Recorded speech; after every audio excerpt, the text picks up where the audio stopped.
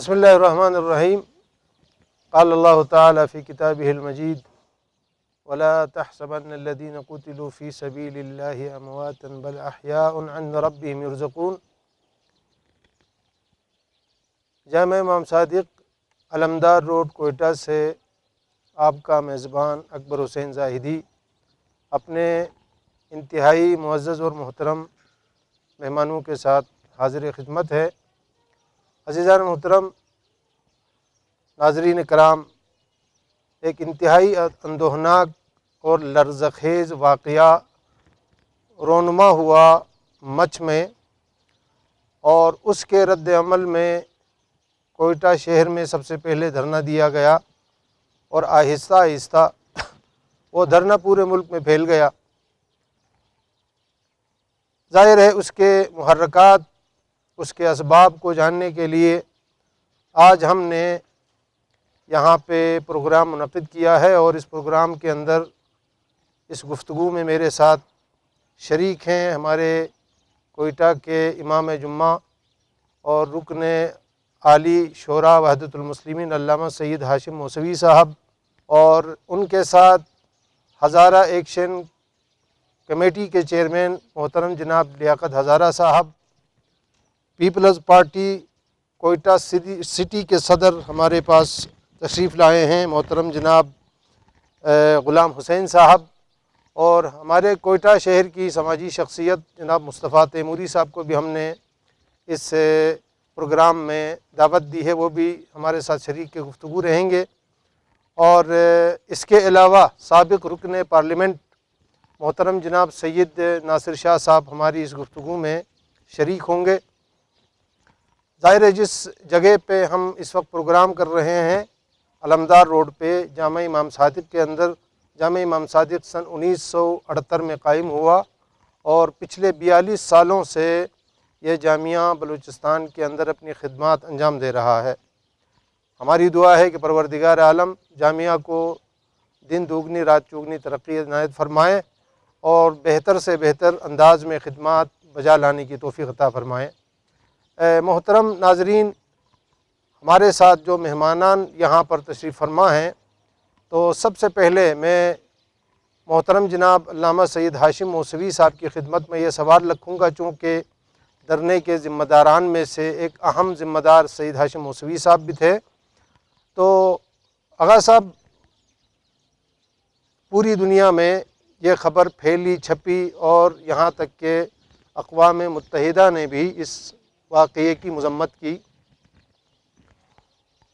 آپ کی خدمت میں میرا سوال یہ ہے کہ یہ دھرنا اتنا طول کیوں پکڑا، اس کے محرکات، اس کے اسباب اور اس کی وجوہات کیا تھیں؟ اعوذ باللہ من الشیطان الرجیم، بسم اللہ الرحمن الرحیم۔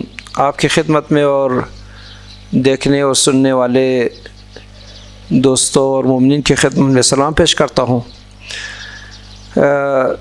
تقریباً پوری دنیا کے لوگوں کو اور مسلمانوں کو، خاص کر مومنین کو پتہ ہے کہ ہمارے ساتھ کوئی 22 سال سے ہم پر مصیبت آ پڑی ہے، اور مسلسل ٹارگٹ کلنگ اور بم دھماکے اور خودکش اور مسائل ہمارے لیے پیش آتے رہے۔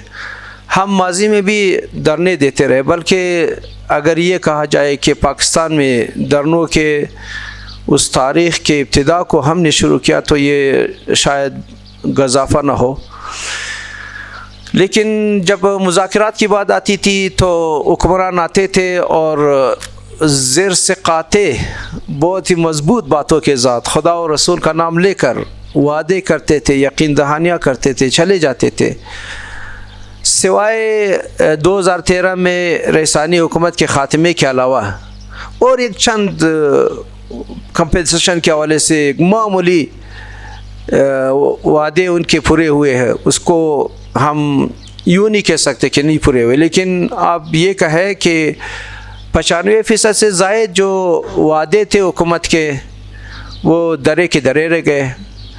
اور اصل میں تو بات یہی ہے کہ ہمیں تحفظ چاہیے، ہمیں جینے کا حق چاہیے، وہ ہمیں نہیں ملا ہے۔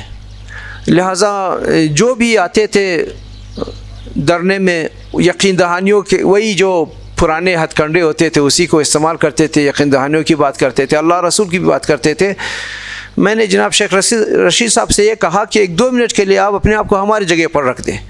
22 سال میں آپ کے ساتھ یہ ہوئے ہیں اور آپ کے ساتھ وعدے ہوئے ہیں اور پھر وہ وعدے پورے نہیں ہوئے ہیں تو یقیناً آپ ٹرسٹ نہیں کریں گے, اعتماد نہیں کریں گے. ہم بھی آپ کے اوپر ٹرسٹ نہیں کر سکتے. ہمیں عملی اقدامات چاہیے. اس عملی اقدامات کے سلسلے میں پھر دھرنا کچھ طولانی ہوا اور یہاں تک کہ پھر عملی اقدامات کے ساتھ البتہ ایک حد تک جو عملی اقدامات ہو سکتے تھے ان کے نوٹیفیکیشنز وغیرہ جاری ہوئے باقاعدہ, اور باقاعدہ عملی اقدامات ہو ہی گئے اسی ہی رات کو. تب شہداء کے لواحقین نے یہ فیصلہ کیا, البتہ اس 14 رکنی کمیٹی میں بھی تھا, انہوں نے یہ فیصلہ کیا کہ ہم دھرنے کو اختتام کی طرف لے جاتے ہیں. آپ کی اجازت سے میں آپ کی خدمت میں یہ سوال کرنا چاہوں گا کہ آپ نے فرمایا کہ تقریباً سن 2000 یا 1999 سے لے کر کے آج تک انتہائی خطرناک دہشت گردی کی کارروائیاں ہوئیں, اور سن 2013 میں جب بم دھماکہ ہوا علمدار روڈ کے اوپر تو دھرنا دیا گیا. اس دھرنے میں راجہ پرویز اشرف صاحب تشریف لائے اور صوبائی حکومت کا خاتمہ کر دیا گیا. اس صوبائی حکومت کے خاتمے کے بعد بقول آپ کے جو دیگر مطالبات تھے ان کے اوپر ان عمل نہیں کیا گیا, کم عمل کیا گیا. تو کیا ان تلخ تجربات کو سامنے رکھتے ہوئے وزیر اعظم کو کوئٹہ مدعو کرنا مناسب تھا؟ ہماری جانب سے سچ پوچھے, میری جانب سے بلکہ ہمارے بعض دوستوں کی جانب سے یہ مطالبہ نہیں تھا یہ وزیر اعظم کے آنے کا. ہمیں بہرحال میں نے ایک بعض چینلز پر بھی یہ کہا کہ ہمیں جناب وزیر اعظم کا چہرہ تو ٹیلی ویژن میں بھی نظر آتا ہے, ہمیں زیادہ شوق نہیں ان کے دیدار کا. اگر دیدار کرنا بھی ہو تو وہیں پر دیکھ لیتے انہیں. ہمیں اپنے مطالبات زیادہ جینے کا حق, لیکن شروع ہی دن سے خانوادہ شہداء کے لواحقین شہداء کے مطالبات میں سے درجہ اول مطالبہ یہ تھا کہ وہ آئے. البتہ وہ آ کر وہ جب بھی آتے تو ان سے بھی ہم وہی عملی اقدامات کا مطالبہ کرتے اور عملی جو کچھ وہ کرتے وہی ہمارا مد نظر تھا. لیکن افسوس کے ساتھ وزیر اعظم صاحب نے ہمارے شہداء کے فیملی کے جذبات کا احترام نہیں کیا اور یہ گلہ رہے گا ان سے. اور وہ جو بعد میں انہوں نے ایک لفظ استعمال بھی کیا, اگرچہ کے بعد میں انہوں نے کہا کہ یہ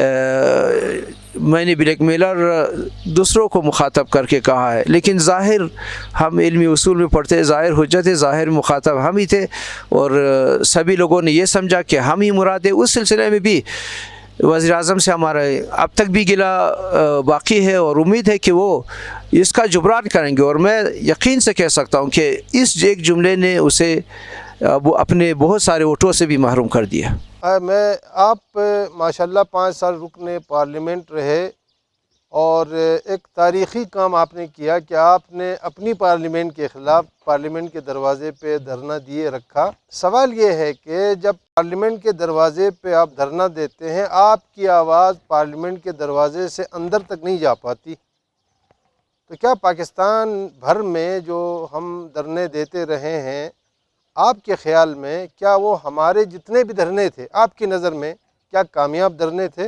اعوذ باللہ من الشیطان الرجیم, بسم اللہ الرحمن الرحیم. آغا جان, یہ ریاست, یہ ملک پاکستان کو ہم نے ایک ایسا ملک بنایا ہے کہ یہاں پر پانی پینے کے لیے جو پانی آپ مانگتے ہیں نا, پینے کے پانی 72-73 سال ہو گئے, وہ بھی بغیر دھرنے کے بغیر پروٹیسٹ کے آپ کو نہیں ملتا. چیز جائے کہ آپ زندگی مانگے, آپ جینے کے حق مانگے, جس طرح آغا صاحب نے کہا جینے کے حق ہم مانگتے, تو میں بھی اس جینے کے حق کے لیے میں نے اس پر پارلیمنٹ کے دروازے پہ اپنی حکومت کے خلاف, اپنے پریزیڈنٹ کے خلاف, اپنے پرائم منسٹر کے خلاف, اپنی سی ایم کے خلاف میں نے دھرنا دیا. اور آخر میں وہ دھرنا, اب میں یہ نہیں کہوں گا, کچھ ناعاقبت اندیش لوگوں نے, ہمارے اپنے خود ناعاقبت اندیش لوگوں نے, میں نام نہیں لوں گا, انہوں نے آ کر وہ میرا دھرنے کو انہوں نے ڈیفیوز کرنے کی کوشش کی. اور اس لیے میں پھر وہاں سے بعد میں جب پرائم منسٹر نے مجھے ریکویسٹ کی کہ آپ اٹھ جائیں, میں آؤں گا آپ کے پاس, برائے مہربانی آپ یوسف رضا گیلانی آپ اٹھ جائیں. تو پھر میں نے کہا یار اب اگر میں بیٹھ گیا پھر ایسا نہ ہو کل کو خدا نخواستہ کہ یہی لوگ جا کر کوئی پریس کانفرنس نہ کریں, کوئٹہ میں جا کر پریس کانفرنس نہ کرے, یا اسلام آباد میں کوئی پریس کانفرنس نہ کرے کہ آغا جان ہمارے نمائندہ نہیں ہے یا یہ کسی اور چیز کے لیے بیٹھا ہوا ہے. جبکہ ہمارا بات واضح تھا. میں کیا مانگتا تھا؟ میں کہتا تھا بلوچستان میں امن و امان قائم کیا جائے, یہ جو ٹارگٹ کلنگ ہے اس کو بند کیا جائے, یہ میرا مطالبہ تھا. اور اس وقت بم بلاسٹ ابھی تک شیعہ پر یا ہزاروں پہ نہیں ہوا تھا. اس کے بعد یہ باتیں شروع ہوئی, جب مجھے وہاں سے اٹھایا گیا پھر یہ شروع ہوئی. وزیر اعظم رضا گیلانی صاحب نے میرے ساتھ وعدے کیے کہ میں پورا اسٹیبلشمنٹ کو آپ کے ساتھ بٹھاؤں گا, پورے اسٹیبلشمنٹ کو, ہائی اتھارٹی کو, یعنی چیف آف آرمی کو, اس سب کو میں بٹھاؤں گا اور ہم میٹنگ کر لیں گے. جتنے بھی اسٹیک ہولڈرز ہیں آپ نام دیں گے, میں یہ میں آن ریکارڈ آپ کو بتاتا ہوں. جو اس نے اٹھایا میں نے ٹی وی پہ بات کی, پھر اندر جا کے میں نے بات کی. بات یہ ہے آغا جان کہ دھرنے کے بغیر کوئی کام چلتا نہیں ہے پاکستان میں. آپ کو میں نے کہا پانی کے لیے بھی دھرنے دینے پڑتے, ہاں, اپنی فیس کو معاف کرنے کے لیے بھی دھرنے دینے پڑتے. چیز جائے کہ یار لوگوں کو ایسی بے دردی سے 10 لوگوں کو مچ میں اس کو ذبح کیا جائے تو کیا یہ دھرنے کے قابل نہیں؟ کیا لوگ دھرنا نہ دے؟ اس سے جو مطالبات ہیں میں اس میں نہیں آتا ہوں, مگر یہ دھرنا بالکل جائز ہے اور دھرنا دینا چاہیے. حالانکہ میں نے میٹنگ میں ایک بات کہی تھی, لاقہ صاحب نے ابھی کہا کہ ایک میٹنگ ہوئی تقریباً 6-7 گھنٹہ چلا وہ میٹنگ. تو میرا جو موقف تھا میں نے یہ کہا کہ بھائی جتنے بھی اسٹیک ہولڈرز جس بھی سیاسی پارٹی سے تعلق رکھتا ہو, میرا خود BNP سے تعلق ہے, یہاں آپ سب ایک ایجنڈے پر آ جائے, ایک پلیٹ فارم پر آ جائے. ایک پلیٹ فارم سے ہم دھرنے بھی دیں گے, ہم وہاں پر جو ہے دھرنا اس کے ساتھ جو اپنا مطالبات بھی ہم مطالبہ بھی کریں گے.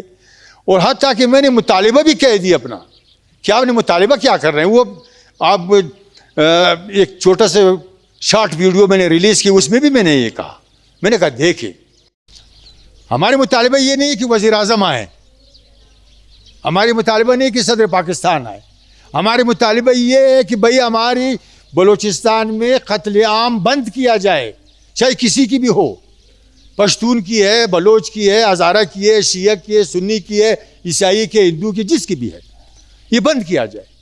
اور یہ بند کون کر سکتا ہے اس کو؟ یہ مطالبہ کرو. اور یہ دوسرا, ہم لاش کے ساتھ, ہم شہداء کے ساتھ, شہداء کے لواحقین کے ساتھ ہم متحمل ہو سکتے ہیں کہ ہم دھرنا دیں. ہو سکتا ہے کہ ہمارے یہ دھرنا 1 مہینہ طول کھینچے, 2 مہینہ طول کھینچے. تو کیا ہم میت کو ایز اے شریعت جو مسلمان کا شریعت ہے, اہل تشیع کا, اہل سنت کا, کیا ہم میت کو 2 مہینہ رکھ سکتے ہیں؟ ہم نہیں رکھ سکتے. ہم بیٹھ کے اس پر کنسنسس پیدا ہونی چاہیے ہماری, جتنی بھی ہم اسٹیک ہولڈرز یہاں پر بیٹھے ہیں, تب جا کے ہم کر سکتے ہیں کہ اپنی مطالبات ہم منوا لیں. رہا یہ بات آغا جان کہ آپ نے ابھی کہا کہ یا کسی نے کہا کہ عمران خان صاحب آئے یہاں پر. یار عمران خان کے پاس کیا اس کے پاس اختیارات ہیں؟ عمران خان خود کسی اور کے مہمہ پہ آیا ہے, کسی اور کے مہمہ پر وہ پرائم منسٹر بنا ہے. عمران خان خود دھرنا جب دیا تھا اس نے 100 کتنا دن, کیا عمران خان اس دھرنے میں اپنے کامیاب ہوا؟ عمران خان تو دھرنے والوں کو کہا کہ دھرنے والے جو ہے یہ بلیک میل کر رہے ہیں. یہ بعد میں وہ آغا رضا نے یا کسی اور نے اس کا وکالت کر کے وہ PDM والوں پہ ڈال دی, یہ میں نہیں مانتا ہوں. اس نے کہا ہے دھرنے والوں کو, اس نے کہا ہے اس جو دھرنے پہ لوگ بیٹھے تھے, جو ورثاء کے شہداء تھے, میں عمران خان سے یہ پوچھنا چاہتا ہوں, آپ تو سب سے بڑا بلیک میلر ہو. آپ نے 100 کتنے دن جب دھرنا دیا ہے, آپ سے بہت بڑا بلیک میلر کون ہے؟ خدا کی قسم آغا جان, اگر میں ہوتا یا میرے پاس اختیارات ہوتا یا میں اس کمیٹی میں ہوتا تمہیں کہتا ہے کہ عمران خان آپ کو نہیں آنا چاہیے، مت آؤ، ہمیں ضرورت ہی نہیں ہے آپ کے آنے کی، ہم جانے ہمارے کام جانے، ہمارے مطالبہ یہ نہیں ہے کہ آپ آ جاؤ، آپ کو تو سرخاب کا پر نہیں لگا ہوا ہے، اور آپ نے آ کر کیا کیا؟ آپ نے شہداء کو اپنے پاس بلا لیا، آپ نے شہداء کو دفنا لیا، شہداء کو پاس بلا کر اس سے تعزیت کی، یہ تمہارا کیا ہے؟ آج میں نے یہ اپنے واٹس ایپ کی پوسٹ پہ لگایا ہے کہ عمران خان نے ہزاروں لوگوں کی لاشوں پہ تو نہیں آیا، مگر ایک لاش وہ خود بن کے اسلام آباد چلا گیا۔ بہت شکریہ نوازش صاحب کی۔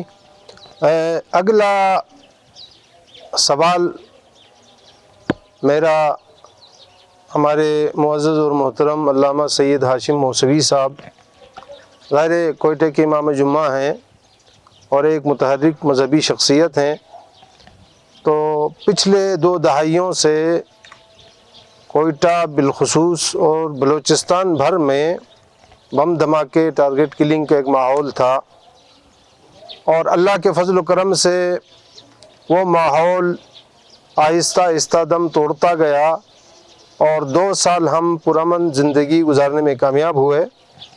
اب سوال میں علامہ سے یہ کروں گا کہ ظاہر ہے اس قتل و غارت گری کے بارے میں 2 طرح کی آراء پائی جاتی ہیں، اس کو ایک فرقواریت قرار دینے کی کوشش کی جاتی ہے، اور دوسری رائے یہ ہے کہ نہیں، یہ دہشت گردی ہے۔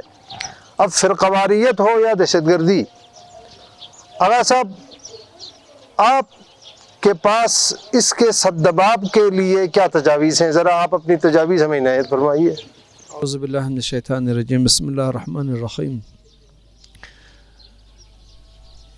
جس کی طرف آپ نے اشارہ فرمایا کہ یہ دہشت گردی بھی ہو سکتی ہے اور فرقہ واریت بھی ہو سکتی ہے، فرقہ واریت تو شاید نہ ہو، یقیناً نہیں، یہ دہشت گردی ہے۔ اب دہشت گردی کے پیچھے کون سے محرکات سیاسی اور جغرافیائی اور انٹرنیشنل پالیسی کے حوالے سے ایک طویل بہرحال اس کے سلسلے میں تجزیے موجود ہے، نظریات موجود ہے۔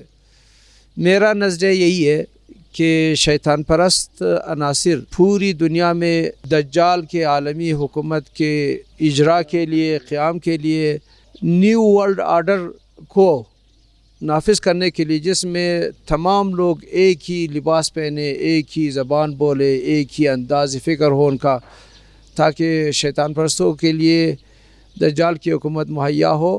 اس کے اکائیہ یہ سب کچھ ہو سکتے ہیں کہ انہوں نے داعش بنایا، وہ طالبان وہ بنا چکے ہیں، اور پوری دنیا اس دہشت گردی کے لپیٹ میں ہے۔ اس حقیقت سے کوئی انکار نہیں کر سکتا۔ اور اندرونی پاکستان کے اندرونی سیاست میں بھی جو مسائل ہیں، ان کا دخیل ہونا، ان ایلیمنٹس کا دخیل ہونے کے حوالے سے بھی کوئی، میں سمجھتا ہوں، کوئی اگر کہے کہ وہ دخیل نہیں ہے تو یہ بے جا ہوگا، لہٰذا وہ بھی دخیل ہے۔ وہ اوپر والے مسائل، شیطان پرستوں کی جو چال ہے، اور شیطان پرستوں کی جو سب سے پہلے فی الحال دنیا میں جو گونڈا ہے وہ امریکہ ہے، اسرائیل ہے، انڈیا بھی ان کے ساتھ ملا ہوا ہے، اور پھر پاکستان آپ کو پتہ ہے سیاسی حوالے سے کہ کچھ ان بلاکوں سے نیٹو اور امریکہ اور شیطان پرستوں کے بلاک سے نئے بلاکوں کی طرف آ رہا ہے۔ پاکستان کو ڈسٹیبلائز کرنے کا جو پروگرام ہے وہ اپنی جگہ پر ہے۔ یہ ساری چیزیں ہیں۔ آپ نے سد باب کے حوالے سے پوچھا نا، یہ تجزیہ ہے، یہ صحیح ہے یا غلط؟ میری بات صحیح ہے، میرے بھائی کی بات صحیح ہے، آغا صاحب کی بات صحیح ہے، آپ کی بات صحیح ہے، واللہ عالم، تجزیہ ہے۔ اور ہمارے پاس، ہم جب کہ عوام ہے، میرے پاس انٹیلیجنس سروسز نہیں ہے تاکہ اس دقیق معلومات، جو باریک معلومات، وہ مجھ تک پہنچ جائے۔ میں عوام ہوں، جناب بھی ایک سماجی شخصیت ہے، عوام ہے ہمارے پاس، ہمارے ہاتھ میں کوئی معلومات اور غیر کچھ بھی نہیں ہے۔ جو کچھ ہے وہ حکومت کے پاس ہے۔ حکومت ٹیکس لیتی ہے، حکومت کہ ہم شہری ہے، حکومت کی فرض بنتی ہے کہ ہمیں تحفظ فراہم کرے۔ حکومت صحیح تجزیہ پیش کر سکتی ہے اس کا، جو نہیں کرتی ہے۔ اب وہی بات جو میں بارہا عرض کر چکا ہوں کہ پوری ریاست کو ذمہ دار قرار دینا یہ قدر ناانصافی ہے، شرعن اور عقلاً اور انصاف کے حوالے سے بھی یہ بات صحیح نہیں ہے. لیکن یہ کہ ریاست کے صفوں میں بیٹھے ہوئے خالی بیڑے اس کا کوئی انکار نہیں کر سکتا. وہی شیطانی طاقتیں امریکہ، اسرائیل، انڈیا اور موساد اور کیا ان کے ایجنٹ یہاں پر برسر سعودی کے بھی بلکہ کچھ زیادہ عناصر ہے، ان کے نقل و حرکت کا بھی کوئی انکار نہیں کر سکتا. وہ چیزیں ہیں. لیکن صد باب یہی ہے کہ حکومت صحیح حکومت بنے، حکومت اپنی صفائی کرے. پہلے حکومت ایک پیج پر آئے. ابھی حکومت کو ہم ایک پیج پر نہیں پاتے. سیکورٹی فورسز کو، ریاست کو ایک پیج پر آنا چاہیے، جو کہ نہیں دیکھتے ہم ان کو. اگر وہ مخلص ہو جائے یہاں پر، قرآن بھی یہ فرماتا ہے اور میں عرض بھی کر چکا ہوں ان کی خدمت میں، وَلَكُمْ فِي الْقِصَاصِ حَيَاتٌ یا اولی الالباب، تمہارے لیے قصاص میں حیات رکھی گئی ہے. ہمارے تقریباً 2000 شہداء ہوئے ہیں. میرے بھتیجے کا بھی اس میں شامل ہے، وہ بھی شہداء میں سے ایک شہید وہ بھی ہے. البتہ جوڈیشل کمیشن بنایا گیا ہے وہ اسی حوالے سے. اور البتہ ان کی خدمت میں عرض ہے کہ یہ اس طرح کی جو مطالبات ہیں، اگر ہم مہلت دینا چاہیے، کچھ فرصت ملنی چاہیے ان کو اپنے اس دفتری اور انتظامی امور کو چلانے کے حوالے سے. اگر وہ نہ کرے تو پھر ہم احتجاج کریں گے اور ہم دوبارہ میدان میں آ سکتے ہیں اس حوالے سے، اس میں کوئی شک نہیں ہے. اس جوڈیشل کمیشن کا اصل جو مطمع نظر تھا جس وقت یہ شق کو مطالبات میں شامل کر دیا جا رہا تھا، وہ بات یہ تھی کہ گزشتہ 22 سالوں میں جو افراد شہید کر دیے گئے ان کے قاتلوں کے سلسلے میں رپورٹ مرتب ہو، کن کو انہوں نے قصاص کیا ہے، کن کو انہوں نے سزا دی ہے، کن کو انہوں نے سزا نہیں دی ہے، وہ کہاں ہے، زندہ ہے، مرا ہوا ہے. اس کی تفصیل آنی چاہیے تاکہ تشفی ہو. اور یہ بات ہم اداروں میں بھی کہہ چکے ہیں. کور کمانڈر کے ساتھ ایک میٹنگ میں شاید آغا صاحب بھی تشریف فرما تھے، میرے بھائی اور دوست حضرات تھے وہاں پر. میں نے ان کی خدمت میں عرض کی تو انہوں نے کہا کہ ہم نے بہت ساروں کو مارا ہے. میں نے ان کے جواب میں عرض کی کہ مجھے شہید کے فیملی ہونے کے حوالے سے مجھے پتہ ہونا چاہیے، کیونکہ شریعت کے حوالے سے بھی اور عقل کے حوالے سے بھی، قانون کے حوالے سے بھی یہ کہ جب مقتول قتل ہوتا ہے تو اس کے قاتل کو ان کے سامنے پھانسی دیا جائے، ان کے سامنے سزا دی جائے تاکہ اس کی تشفی ہو. ہماری تشفی نہیں ہوئی ہے ابھی تک. ہمارے دل بڑے ہیں ہمارے شہداء کے غم سے. میں ایک فرد ہوں، ہماری پوری قوم کی صورتحال ہے. اور دوسری بات یہ ہے کہ ہم چھپے ادھر ادھر آپ کس کو مارتے رہے یا کس کو نہیں مارتے رہے، ہمیں اس سے سرکار نہیں. ہم پاکستان میں شفاف عدالتی نظام چاہتے ہیں. ہم اس وطن کے باوفا بیٹے ہیں، اس وطن سے ہمیں محبت ہے، ہم اس وطن کو مضبوط دیکھنا چاہتے ہیں. یہ وطن تب مضبوط ہو سکتا ہے کہ یہاں شفاف عدالتی نظام ہو. جو بھی مجرم ہو آپ اس کو عدالت کے سامنے پیش کرے، عدالت اسے قرار واقعی سزا دے. اس سے ریاست مضبوط ہوگی، اس سے پاکستان مضبوط ہوگا، اس سے قوم مضبوط ہوگی. لہٰذا سدباب کے لیے یہی چند ایک نقطہ. شکریہ نوازی صاحب کی سنہری تجاویز ہمارے سامنے آ گئی. لیاقت صاحب، بلوچستان پاکستان کا 43% ہے اور بلوچستان کے اندر پشتون، بلوچ، سیٹلرز، ہزارہ. کسی زمانے میں یہاں کی آشتی، یہاں کا بھائی چارہ قابل دید تھا. پھر آہستہ آہستہ اس آشتی کو آتشی میں بدل دیا گیا اور جو بھائی چارگی کی فضا تھی وہ آہستہ آہستہ نفرت میں تبدیل ہونے لگی. یہاں پہ پشتون بھی مارا گیا، بلوچ بھی مارا گیا، پنجابی بھی مارا گیا اور اسی طرح ہزارہ قوم کے بہت سارے افراد ان اندھیری راہوں میں مارے گئے. آپ کیا سمجھتے ہیں کہ ہم اس دہشت گردی سے کس طرح نجات پا سکتے ہیں؟ آپ ایک سیاسی بصیرت رکھنے والے شخص ہونے کے ناطے سے اس دہشت گردی کے سدباب کے لیے کیا تجاویز دیں گے؟ بسم اللہ الرحمن الرحیم. سب سے پہلے ہمیں تو یہ 22 سال جو ہمارے بچوں کو، ہمارے بزرگوں کو، ہماری ماؤں بہنوں کو جس طرح قتل عام کیا گیا، جو نسل کشی جاری ہے، میں سمجھنے میں حق بجانب ہو کہ ہم کوئی اپنے لوگوں کو، اپنے ملت کو ایک صحیح تجزیہ پیش کر سکے۔ اگر سب یہ قبائلی صوبہ ہے،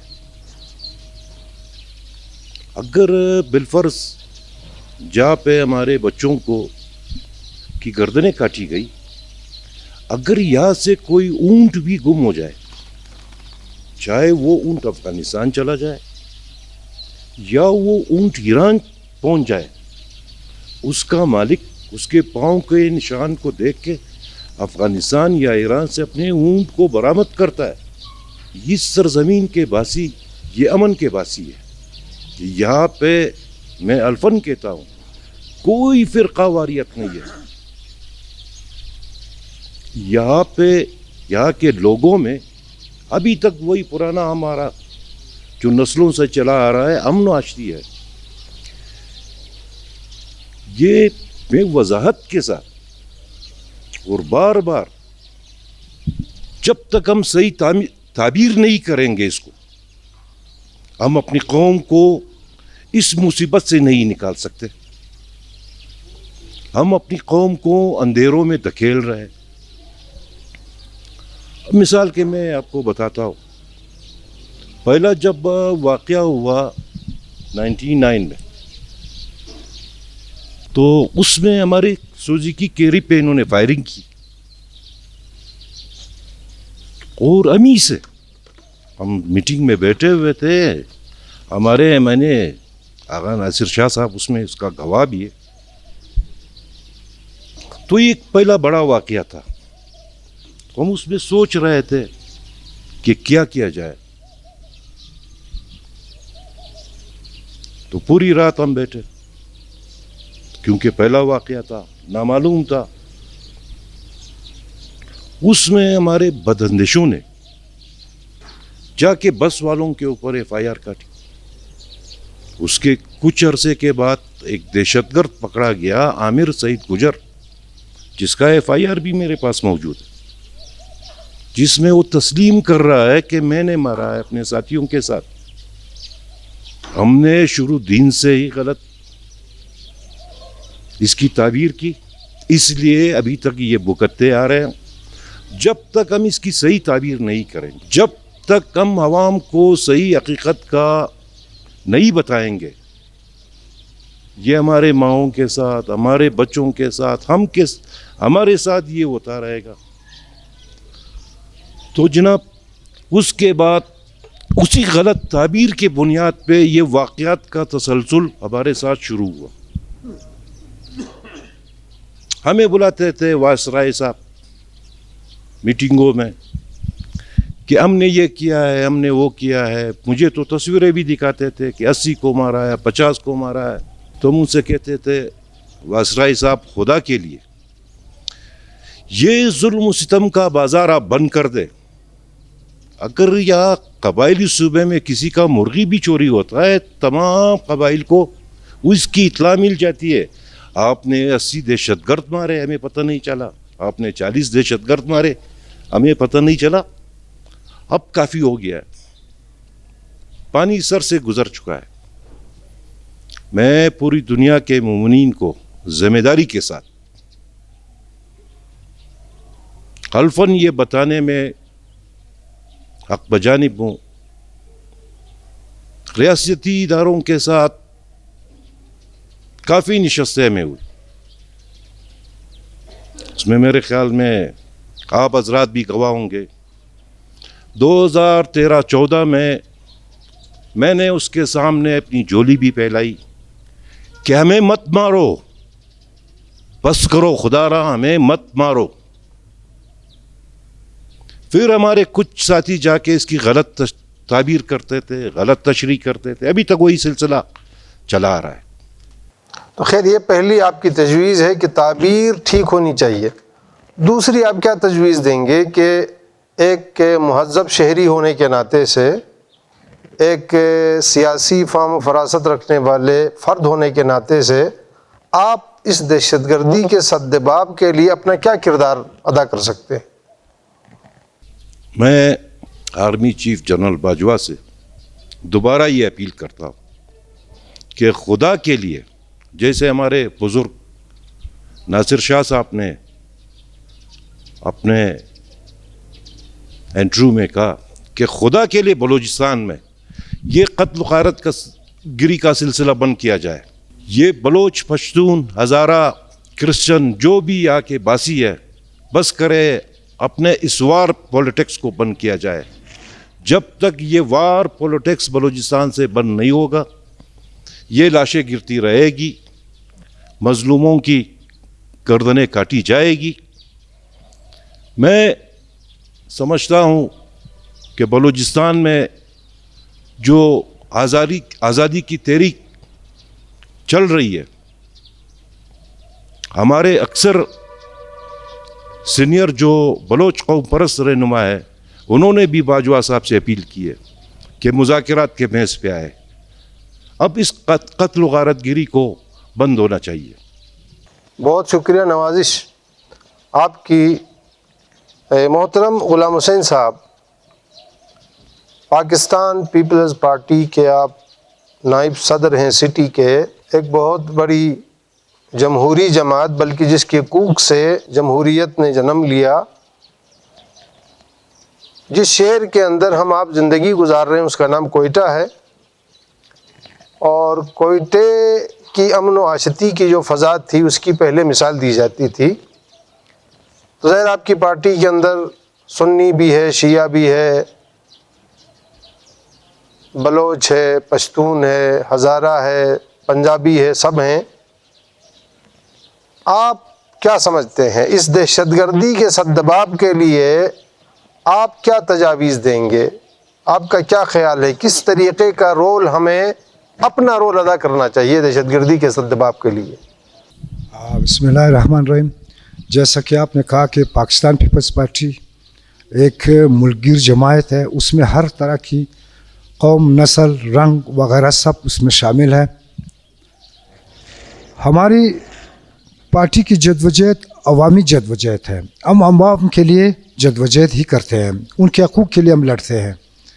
تو جہاں تک یہ دہشت گردی کی واقعات ہے، اس میں سردباب کی واقعات کی بات ہے کہ ہم اس میں کیا کردار ادا کر سکتے ہیں، یا ہم کیا اس کی روک تھام کے لیے ہم کیا کر سکتے ہیں.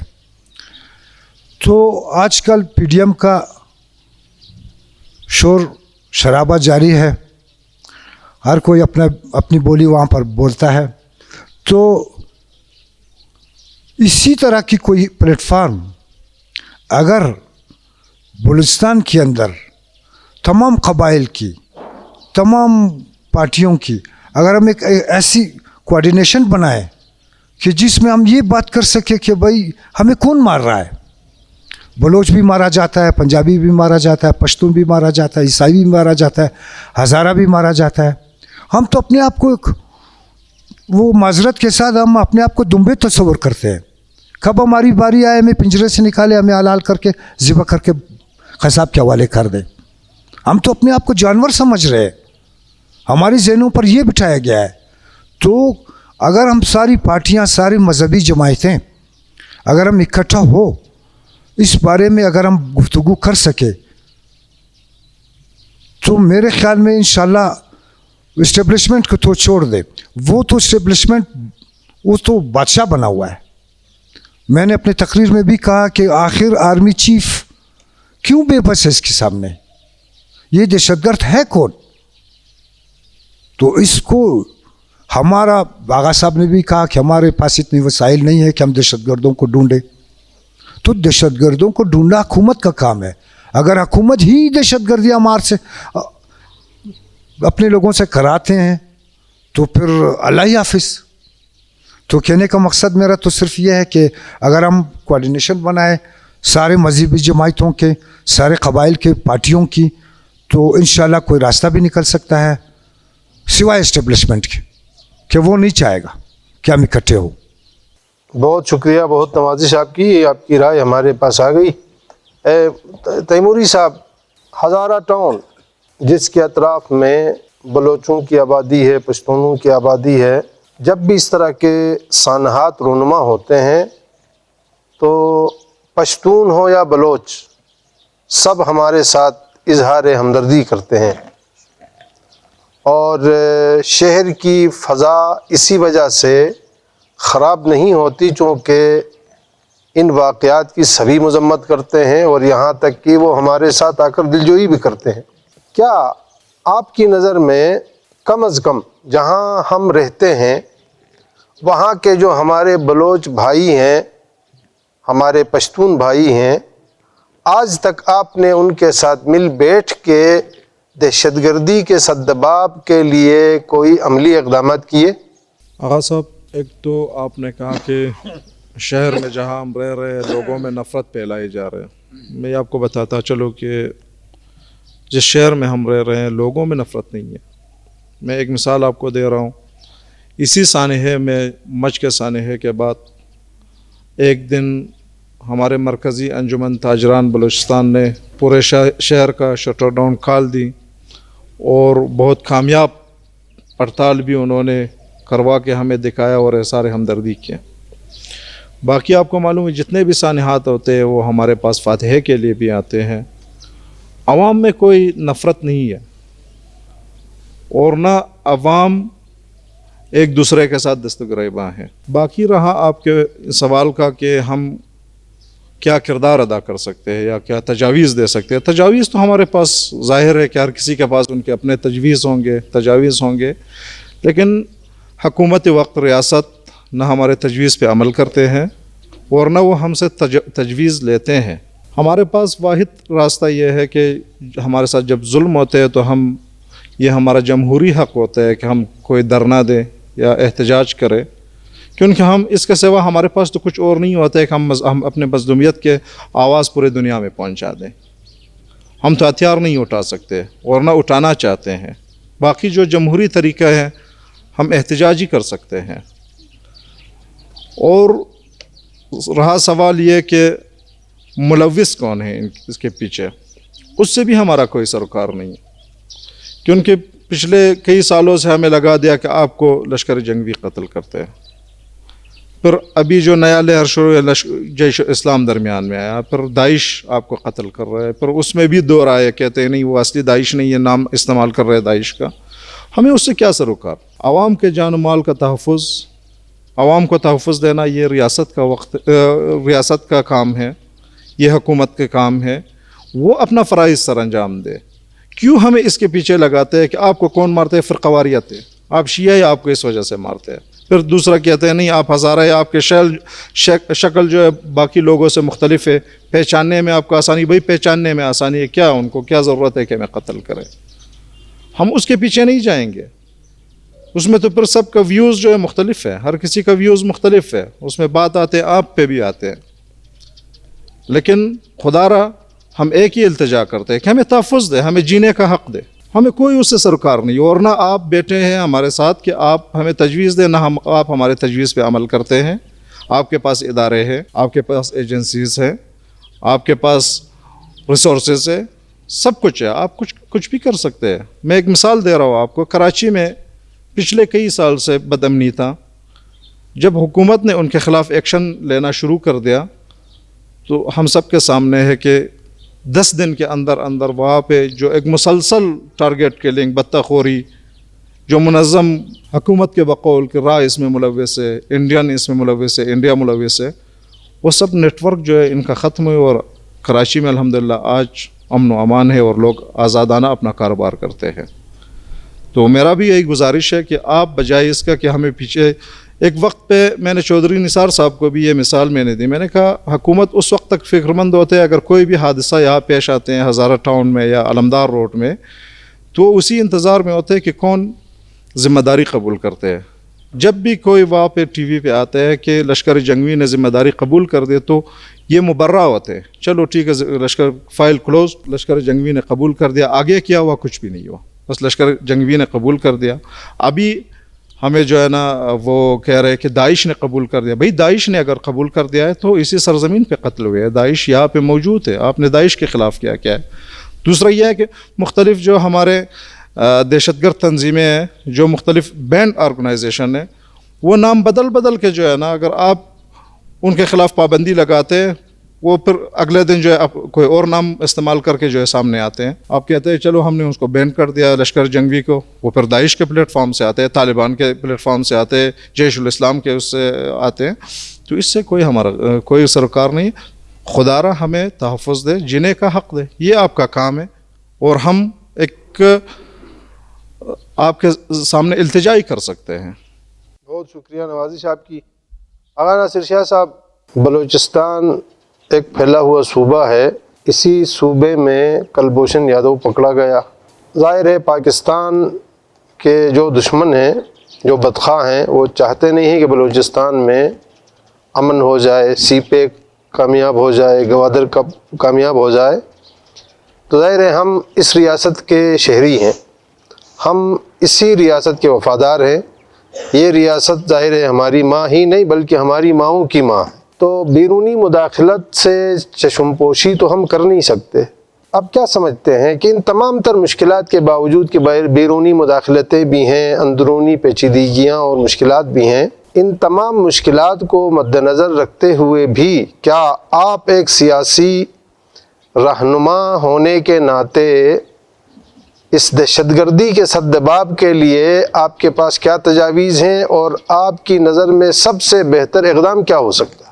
ہمیں ہماری حکمران, ہمارے ریاستی ادارے کو یہ ریئلائز کرنا چاہیے کہ ہمارے جو ہمسایہ ہے, افغانستان ہو گیا, ایران ہو گیا, ٹھیک, ہم کہتے ہیں انڈیا دشمن ہے, بالکل.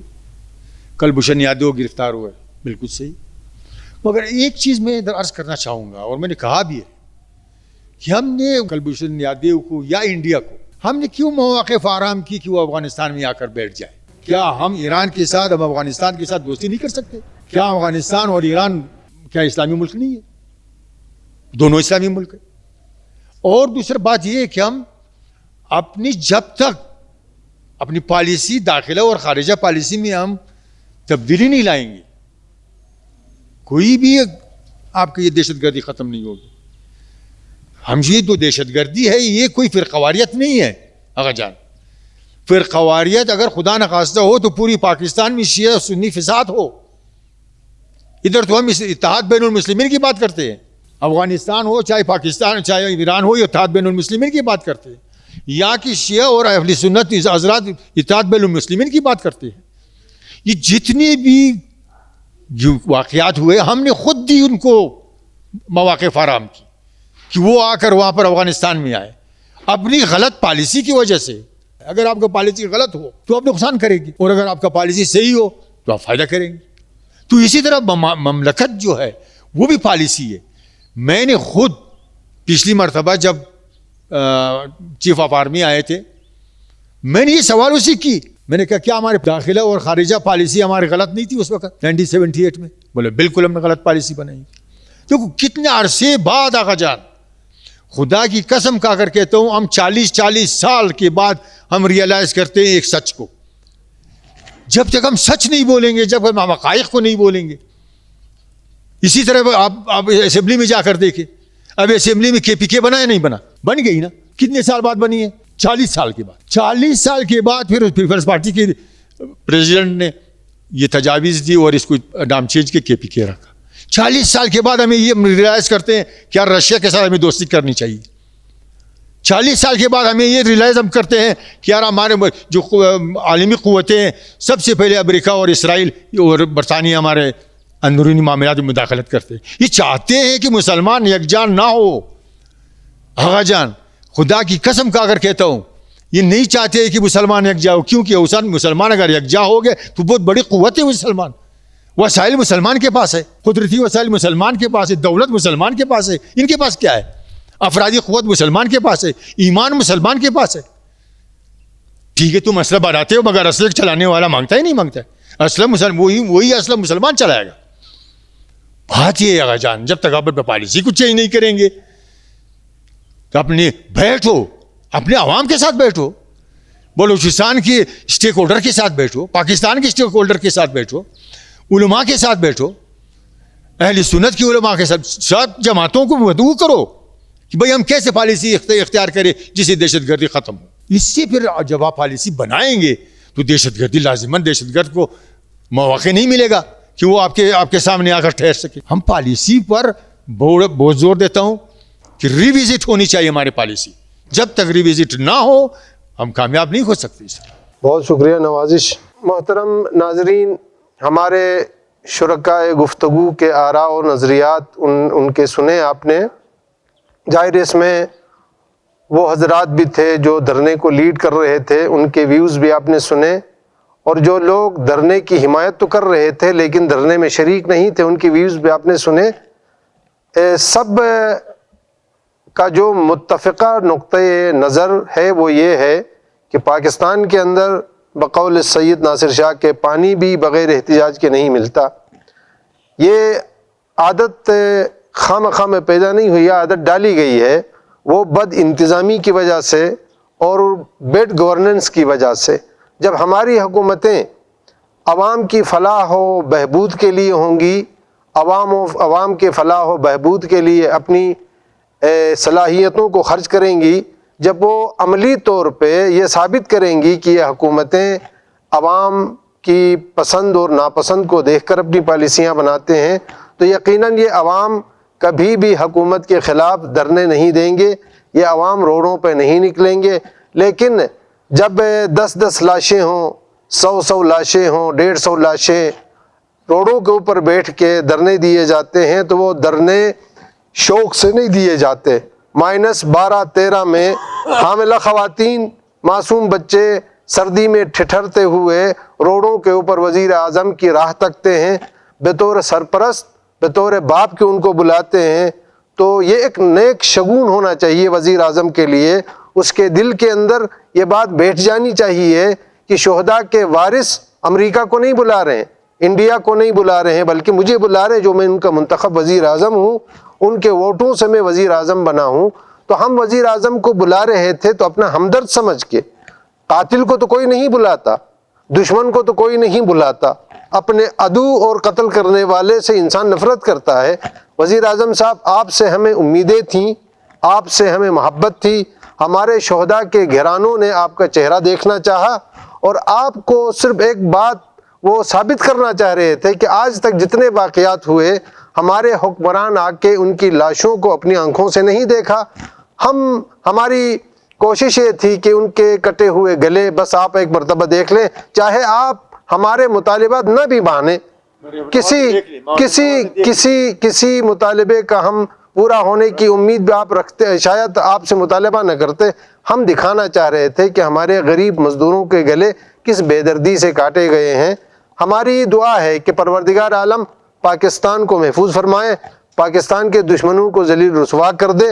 اور ہم امید رکھتے ہیں عمران خان صاحب سے کہ جو کہ ایک سخت گیر موقف رکھنے والے وزیر اعظم ہیں، اب ان کی سخت گیر موقف کا امتحان شروع ہو چکا ہے. ہم دیکھیں گے کہ جس بہیمیت سے ہمارے مزدوروں کو قتل کیا گیا، اگر ان کے قاتل پکڑے جاتے ہیں، ان کو قرار واقعی سزا دی جاتی ہے، تو ہم یہی کہیں گے کہ عمران خان پاکستان کے لیے واقعی ایک نعمت ہے. اگر یہ عملی طور پر ثابت نہیں ہوتا اور ہمارے قاتل پھر نامعلوم ہو جائیں گے تو ہم یہی کہیں گے کہ عمران خان بھی سابقہ حکمرانوں کی طرح کے ایک ہی سکے کے دو سرے رخ تھے. اللہ تعالیٰ تمام پاکستانیوں کو محفوظ رکھے، پروردگار عالم پاکستان کی حفاظت فرمائے. اور اسی دعا کے ساتھ میں آپ کی خدمت سے رخصت ہو رہا ہوں. السلام علیکم ورحمۃ اللہ وبرکاتہ.